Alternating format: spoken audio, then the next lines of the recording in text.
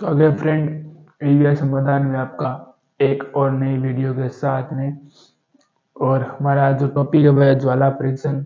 हमारा unit number 1 चल रही थी जिसमें हम पढ़ रहे थे तुलना अध्ययन पढ़ रहे थे। आशा करता हूँ हमने पिछली क्लासों का अच्छे से रिवीजन किया होगा, फिर यहाँ पर आएंगे। एक ज्वाला परीक्षण तो मैंने पिछली क्लास में आपको बताया था कि ये जो आयन ऊर्जा पर निर्भर करता है। आयन जो आयन के लिए जो आवश्यक जो ऊर्जा होती है उसको क्या बोलते हैं? आयन ऊर्जा, आई बोलते हैं। ठीक है, समझ में आ गया। आयन विभव भी समझ में आ गया। आयन ऊर्जा होती है, जो आप ऊर्जा दी जाती है ना, जो तत्व को इलेक्ट्रॉन निकालने में, वही ऊर्जा कहती है आयन ऊर्जा होती है। ठीक है, कहते हैं आयन ऊर्जा। अब जो आयन ऊर्जा क्या होती है, इसमें कम होती है। आयन ऊर्जा इसके लिए कम होती है। ये क्या होता है? नाभिक। कक्षक, चारों कक्षक होते हैं। जब ये जो इलेक्ट्रॉन है ना, एक इलेक्ट्रॉन को हम निकालते हैं, क्या एक इलेक्ट्रॉन को जब निकालने की ऊर्जा होती है उसे क्या बोलते हैं? आयन ऊर्जा बोलते हैं। अब बाह्यतक बंध के अंदर एक इलेक्ट्रॉन है, उसके लिए हमें कम ऊर्जा की आवश्यकता होती है, और इस ऊर्जा प्राप्त करके क्या करता है? इलेक्ट्रॉन बाहर निकल जाता है। ये कम ऊर्जा की आवश्यकता है, उसको कम ऊर्जा से प्राप्त की और ये बाहर निकल गया। उत्तेजित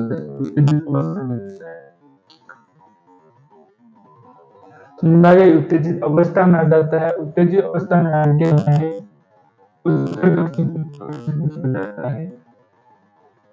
उत्तर कक्ष में चला जाता है, जहां पर ये 10 की घात -8 सेकंड रुकता है। पुनः फिर निम्न ऊर्जा स्तर में आ जाता है। ठीक है, और बहुत कम ऊर्जा उत्सर्जित करता है।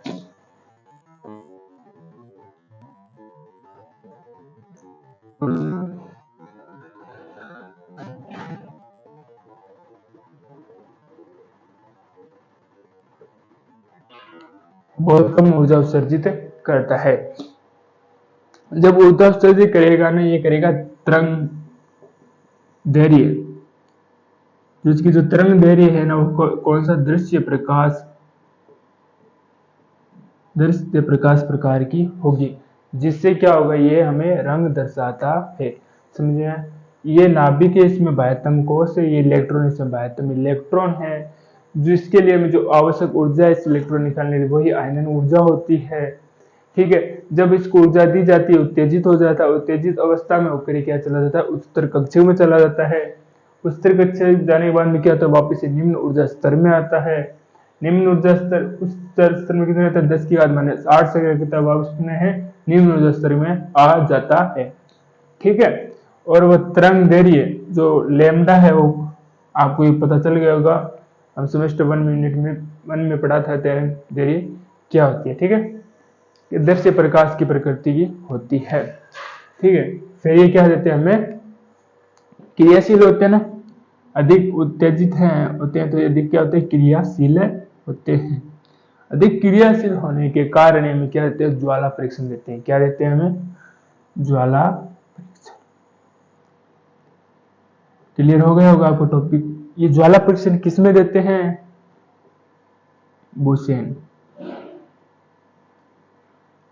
बुसेन ज्वाला में ये हमें क्या ज्वाला परीक्षण देंगे और क्या दर्शाएंगे? हमें रंग दर्शाते हैं।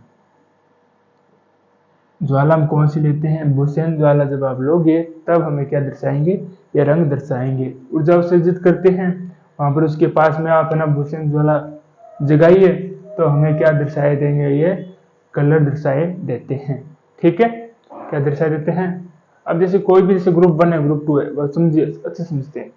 ग्रुप 1 में ग्रुप 2 है, उसमें से कोई भी यौगिक लेते हैं, उसको कुछ उच्च ऊर्जा स्तर देते हैं। जब उच्च ऊर्जा स्तर दे दिया ना, उसको ऊर्जा दे दिया ना कुछ, तो फिर क्या होंगे? वो कुछ ऊर्जा उसमें मुक्त होगी। उस जो ऊर्जा मुक्त हो रही है ना, उस पर हम क्या ज्वाला परीक्षण कर देंगे? बुसेन ज्वाला जगा देंगे। जाने के बाद में क्या होंगे? वो रंग दर्शाएंगे। अब जिस प्रकार का वो रंग दर्शाएंगे, वो उस प्रकार का यौगिक होगा। हमें कैसे पता करें रंग के आधार पर कि कौन से यौगिक है? तो देखते हैं। पहला हमारा ग्रुप क्या है? हेलिना की रब से फरियाद, रेडियो एक्टिव तत्व इसके लिए हम इसे छोड़ देते हैं। ठीक है, और बेटा मांगे कार स्कूटर बाप राज्य। ठीक है, अब देखिए एक आपने सूत्र पढ़ा होगा, मैं बहुत इजी तरीका आपको याद कराने का, बेनी आहा पीना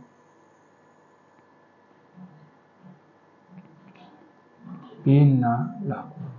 ठीक है, जो हम रेनबो कलर की बात करते हैं वो ये 7 रंग होते हैं। इससे हम क्या करते हैं कि दृश्य प्रकाश में आपको रेनबो कलर देखने को मिलता है।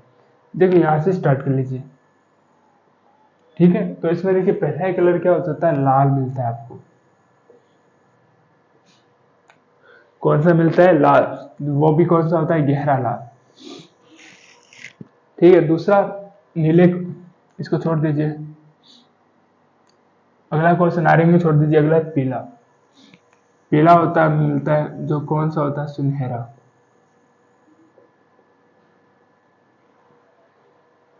ठीक है, अगला हम चलते हैं, नीले को भी छोड़ दें, नीले हम लेते हैं लास्ट में, बैंगनी लेते हैं, जो हमें लाल बैंगनी प्राप्त होता है, लाल बैंगनी।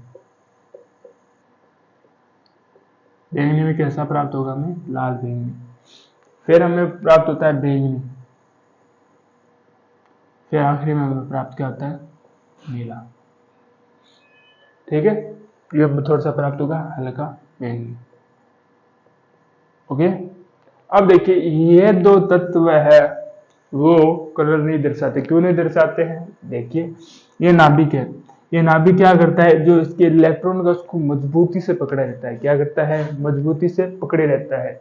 जब ये मजबूती से पकड़े रहेगा ना, तब क्या होगा कि जब हम उसको ऊर्जा देंगे, इसके इलेक्ट्रॉन उत्तेजित नहीं होंगे।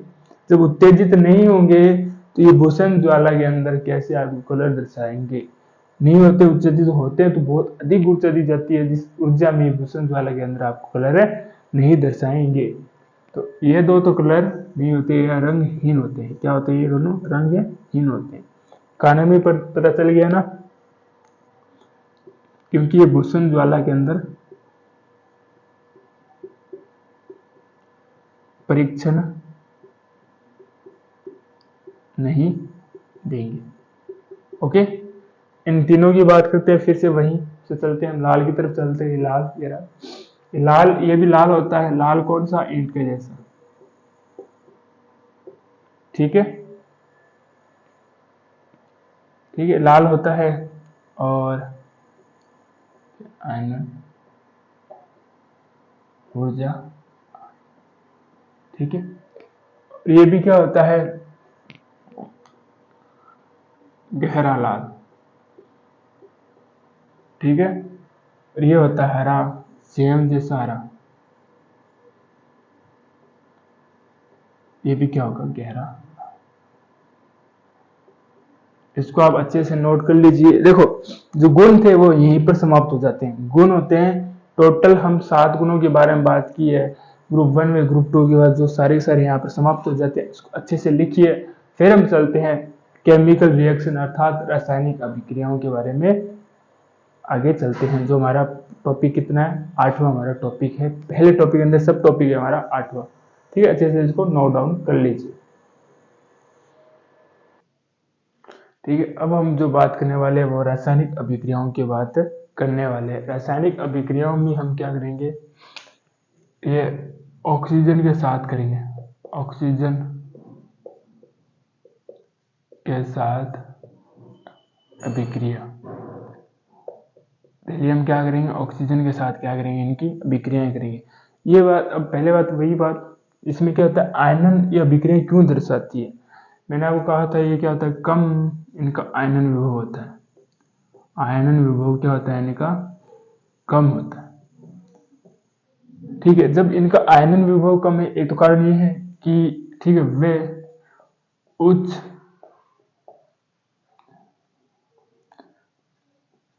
ऋणात्मक विभव। ठीक है, मैंने वहां पर अपचयन विभव की भी बात की, तो वो क्या था, उच्च ऋणात्मक विभव भी क्या होता है, इसमें होता है, जिसके कारण क्या होती है, अधिक क्रियाशील होते हैं, जिसके कारण क्या दर्शाएगी हमें, रासायनिक अभिक्रियाएं दर्शाती है। ठीक है, जब हम इसकी देखिए एक लिख लीजिए, लिथियम हाइड्रोजन सोडियम हेलिना की अरब से फरियाद, ये टोटल हमारे क्या ग्रुप ए के तत्व हैं। पहले हम इनके साथ ऑक्सीजन की रिएक्शन करेंगे कि क्या बनाते हैं। ठीक है, जब ये लिथियम के साथ, क्योंकि लिथियम का जो आईपी है, जो आयनन विभव है, वो अन्य की तुलना में कम होता है। आयनन विभव आपको पता होगा कि जो बाह्यतम कोश है उसे जब एक इलेक्ट्रॉन निकाला जाता है, जो आवश्यक ऊर्जा होती है, ठीक, उसे क्या बोलते हैं, आयनन विभव बोलते हैं। जो आयनन विभव है ना, वो क्या होता है, जैसे मैंने कहा था, आयनन विभव कक्षों की संख्या बढ़ती जाएगी और उतना ही आसान हो जाएगा इलेक्ट्रॉन को निकालना। जितनी कम ऊर्जा उतने आयनन विभव का मान कम, तो बढ़ती जाती है ना। तो सबसे ज्यादा देखिए ऐसे क्रम होता है ना, लिथियम पे इस प्रकार से होता है। सबसे अधिक क्या होता है, लिथियम की आईपी ज्यादा अर्थात आयनन विभव कम ज्यादा है। ठीक है, इसी कारण से क्या बनाता है, ऑक्साइड बनाता है। उसके बाद किसकी आयनन विभव आईपी ज्यादा है, सोडियम की है, वो क्या बनाते हैं, सिर्फ क्या बनाते हैं, पेरोक्साइड बनाते हैं। और बाकी जितने भी बच्चे हैं वो क्या बनाते हैं, सुपर पेरा ऑक्साइड निर्माण करते हैं। ठीक है, देखते हैं लिथियम की बात करें। जब 4 लिथियम को ऑक्सीजन से जब आप विक्रिया कराओगे तो क्या बनाते हैं, LiO2। ठीक है, ये सिर्फ क्या बनाते हैं, लिथियम ऑक्साइड बनाएंगे, लिथियम ऑक्साइड। ठीक है, और जब सोडियम के साथ जब आप विक्रिया करोगे तो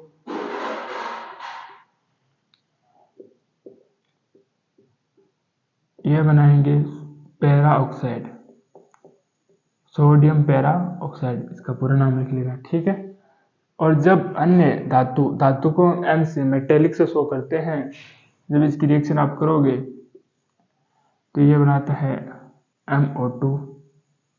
ठीक है, सुपर पैरा ऑक्साइड। ठीक है, जहां पर आप लिख सकते हो M बराबर क्या हो सकते हैं आपके, K हो सकता है, रुबेडियम हो सकता है, सीरियम हो सकता है, फ्रांसियम हो सकता है। ठीक है, समझ में आ गया होगा रिएक्शन।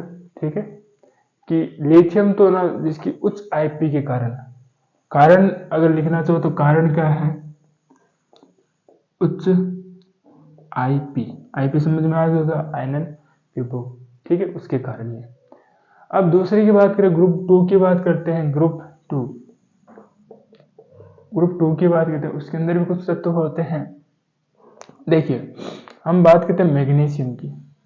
जब मैग्नीशियम की आप जब अभिक्रिया करवाओगे O2 से, ठीक है, तो ये सिर्फ क्या देगा आपको, ऑक्साइड देगा, MgO2 बनाता है। ये क्या बनाएगा आपके पास, ऑक्साइड। इसको आप इसको कहेंगे मैग्नीशियम ऑक्साइड। ठीक है, और अगर मैग्नीशियम की और बात करूं, ग्रुप 2 की बात कर रहा हूँ। ठीक है, मैं थोड़ी सी आपको बताऊंगा, इसमें एक खास बात और है। जब इसको नाइट्रेट के साथ अभिक्रिया कराओगे तो ये Mg2O बनाएगा, मैग्नीशियम नाइट्राइड। स्टोरियम के साथ जब इसकी अभिक्रिया कराओगे ये Sr2 बनाएगा, जो कि है पेरोक्साइड। ठीक है, इतना समझ में आ गया होगा। अब जो ग्रुप 2 दिखाई दे रहा है ना, ग्रुप 2 आपको, इसमें क्या करेगा, ये जो ये देखो O2 N2 ऑक्सीजन नाइट्रोजन, ये सभी क्या है, गैस हैं। इनके साथ जब ये अभिक्रिया करता है ना तो क्या हो जाता है, मेलिन हो जाता है। क्यों हो जाता है, ये अधिक क्रियाशील है। कारण क्या है, ये अधिक क्रियाशील, अधिक क्रियाशील। जब ये अधिक क्रियाशील है, अधिक क्रियाशील होने के कारण क्या हो जाता है, ये मलिन हो जाता है। और जब इसको जलाते हैं ना, जलाने पर उच्च ऊर्जा देते हैं। ठीक है, क्योंकि ये मलिन हो जाता है, कारण क्या, अधिक क्रियाशील, आपको पता होगा, क्योंकि कण कम आयनन ऊर्जा के कारण क्या होते हैं, अधिक क्रियाशील होते हैं, और जब इन धातुओं को आप जलाओगे तो इन्हें अधिक ऊर्जा देते हैं। ठीक है, अभी हमने ऑक्सीजन के साथ पढ़ लिए रिएक्शन, तो ये नोट डाउन कीजिए। फिर हम क्या पढ़ेंगे, जल के साथ जो मेटेलिक है, जो धातु है, ग्रुप 1 व ग्रुप 2 की अभिक्रिया पढ़ेंगे।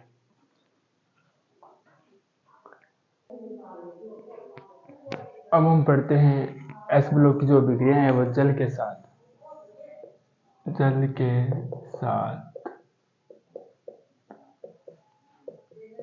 अभिक्रिया करने पर। ठीक है, अब देखिए ये क्या करते हैं, अब एक वही आयनन विभव इनका कम होता है, आयनन विभव इनका क्या है, कम है। जब इनका आयनन विभव कम होगा उसके कारण क्या करेंगे, ये जब जल के साथ अभिक्रिया करेंगे H2 गैस क्या करेंगे, मुक्त करेंगे।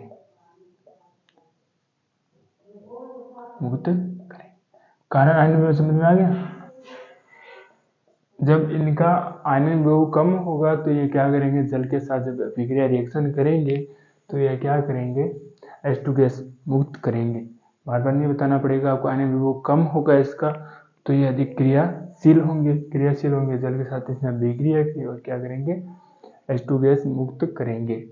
हम ग्रुप 1 की बात कर रहे हैं, जिसको आप क्या बोलते हो, क्षारीय धातु बोलते हो, दूसरे ग्रुप को क्षारीय मृदा धातु। ठीक है, उसमें देखते किस प्रकार से अभिक्रियाएं ये होती है। ठीक है, जब हम सोडियम की, दो सोडियम भी लेता हूँ मैं, तो जल की रिएक्शन करवाता हूँ तो इससे क्या मुक्त हो जाती है, मेरे पास हाइड्रोजन गैस मुक्त हो जाती है, मतलब 2 H2 यहाँ से निकल जाएंगे। ठीक है, अब आगे कैसा होगा, Na, इधर देखो 2 हाइड्रोजन से 2 O बचा, 2 हाइड्रोजन से और 2 ही O बचे तो क्या बना लेगा, 2NH बना लेगा। ठीक है, जब मैं सोडियम की अभिक्रिया एथेनोइक अम्ल से अभिक्रिया करता हूँ, वो भी क्या लेता हूँ, 2, इससे 2 हाइड्रोजन निकल जाएंगे तो ये पूरा बचेगा, 2 बचेगा, CH3CH2O, इसमें N2 Na जुड़ जाएगा जो 2 है। ठीक है, जब Na की अभिक्रिया में,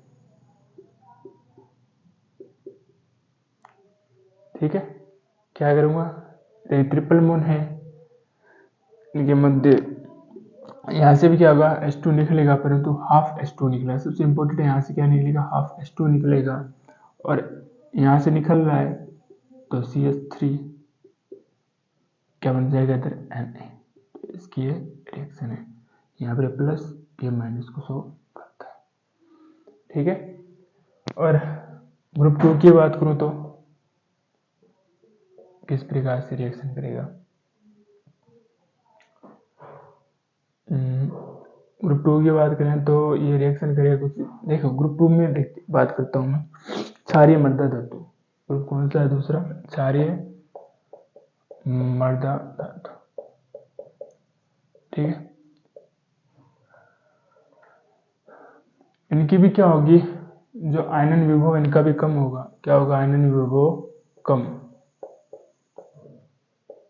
अब जब इनका आयनन विभव कम है तो जिस ग्रुप में ऊपर से नीचे जाओगे तो मैंने क्या कहा, आयनन विभव क्या होता, कम होता जाता है, परंतु इनकी अभिक्रियाशीलता, मतलब जो अभिक्रिया करते हैं ना, उस अभिक्रियाशीलता क्रम क्या होता है, बढ़ता जाता है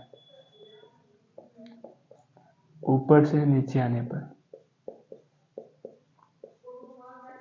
ऊपर से जब नीचे आओगे ना, इनकी अभिक्रियाशीलता तो क्रम बढ़ता जाएगा, परंतु जो आयनन विभव क्या होता, कम होता जाएगा। ठीक है, तो इसीलिए क्या करेंगे, सिर्फ जल से अभिक्रिया नहीं करता है, जल से नो रिएक्शन, अर्थात जल से अभिक्रिया नहीं करता। तो कैसे करेगा, ये करता है गर्म व ठंडे जल से। समझ में आ गया, आयनन विभव इसका कम होता है, जिस ग्रुप में ऊपर से नीचे जाते हो तो आयनन विभव क्या मैंने कहा, कम होता जाता है, परंतु इसके विपरीत अभिक्रियाशीलता क्रम बढ़ता जाता है, जैसे ऊपर से नीचे यहाँ पर आओगे। ये सिर्फ जल के साथ अभिक्रिया नहीं करेगा, ये कैसे जल के साथ करेगा, गर्म जल अर्थात जब जो उबालते हैं जल से, ठीक है, ठंडे जल से अभिक्रिया करते हैं। दो हम पढ़ते हैं, एक तो मैग्नीशियम की बात करते हैं। जब मैग्नीशियम की हम गर्म जल लेंगे तो ये अभिक्रिया करना क्या बनेगा, MgOH2 ट्वाइस, ठीक है। और जब कैल्शियम क्या करता है, ठंडे जल के साथ अभिक्रिया करता है, सॉरी ठंडा जल, ये हमने कैल्शियम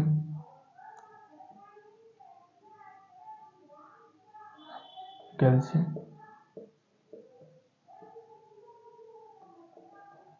ठीक है। मैग्नीशियम करता है गर्म जल के साथ मैग्नीशियम ऑक्साइड बनाएगा, और कैल्शियम अभिक्रिया करके कैल्शियम OH2 बनाता है, ठीक है, वो करता है ठंडे जल के साथ अभिक्रिया करता है। आपको समझ में आ गया होगा कि दोनों ही अभिक्रिया में आप देखोगे, सॉरी इसमें भी H2 गैस मुक्त होगी और इसमें भी क्या होगी, H2 गैस मुक्त। दोनों अभिक्रियाओं में क्या होगी, H2 गैस मुक्त होगी दोनों में ही, परंतु इसमें ग्रुप 2 की एक खास बात है कि यह सिर्फ जल के साथ अभिक्रिया नहीं करता है, गर्म या ठंडे जल के साथ अभिक्रिया करेगा। और गर्म जल के साथ अभिक्रिया कौन करता है, मैग्नीशियम करता है, जबकि कैल्शियम ठंडे जल के साथ अभिक्रिया करता है, ठीक है। इसको नोट डाउन कीजिए और आखिरी अंतिम हम अभिक्रिया पढ़ेंगे धातु के साथ।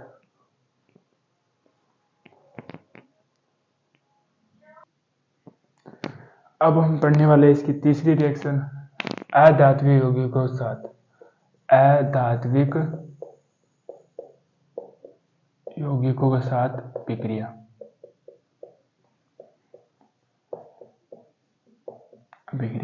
अधात्विक यौगिकों के साथ अभिक्रिया। ग्रुप 1 की बात करता हूं मैं। ग्रुप 1 में जो भी धातु है उसको मैं M मेटल से शो करूंगा, और जो ग्रुप 2 के धातु हैं उसको M डैश। ये हो गए हमारे पास क्षारीय धातु, ये हो गया क्षारीय मृदा धातु,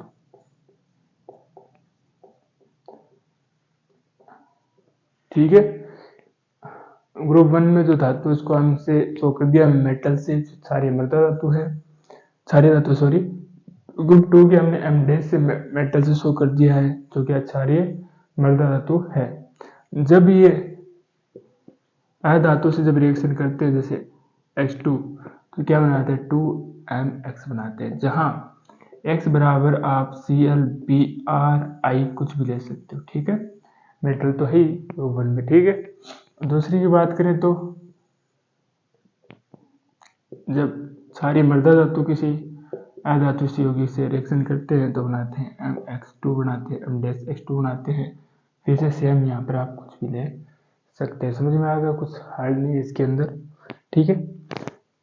अधातु यौगिक मैंने क्षार धातु से M से डिनोट किया है, ग्रुप 2 में M डैश से डिनोट किया है, इसको XCl और Cl Br कुछ भी ले सकते हो, अधातु यौगिक, ठीक है। इस प्रकार से रिएक्शन करते हैं ग्रुप 1 व ग्रुप 2 के यौगिक। अब क्या होता है कि थोड़ा देख लीजिए, जब धातु Hg अर्थात मरकरी के साथ अभिक्रिया करेंगे ना, क्या बनाएंगे, अम्ल गम बनाते हैं। क्या बनाते हैं, अम्ल गम बनाते हैं। धातु अर्थात मेटल कुछ भी ले लीजिए, Hg, तो यह क्या बनेगा, MHg बनाएगा, ठीक है। इतना नोट डाउन कीजिए और आखिरी पॉइंट हम पढ़ने वाले हैं इसका।